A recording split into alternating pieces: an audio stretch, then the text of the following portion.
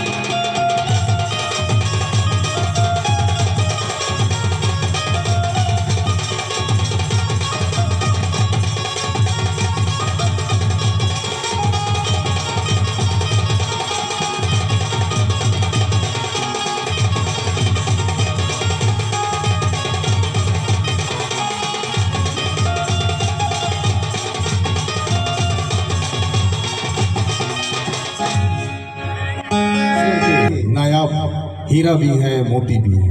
तो इन कलाकारों का जो प्रदर्शन है, इनके उत्साहवर्धन के लिए हम इस मंच पर आमंत्रित कर रहे हैं कांकेर जिला के जिला शिक्षा अधिकारी श्री रमेश निषाद जी।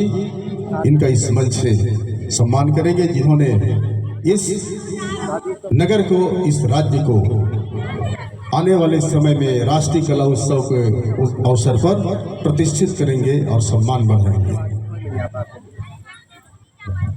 निश्चित ही सतरंगी झंडा के साथ लिए इनके गुरु जिनका सानिध्य इनको मिला हुआ है, ये सतरंगी झंडा का प्रतीकात्मक महत्व, एकता और प्रकृति से जुड़ाव शामिल होता है। अलग अलग झंडों के अलग अलग रंग हो सकते हैं, लेकिन आमतौर पर ये जो दिख रहा है सतरंगी झंडा, लाल रंग धरती और साहस को, हरा रंग प्रकृति और जीवन को, और सफेद या पीला रंग शांति और सूर्य को दर्शाता है। ऐसा सतरंगी झंडा साथ लिए हमारे ये विद्यार्थी अपनी बहुमुखी प्रतिभा का प्रदर्शन इस मंच के माध्यम से किए हैं। निश्चित ही बहुत बहुत धन्यवाद, ताकि आने वाले समय में ये हमारे जिले का प्रतिनिधित्व करेंगे और जिले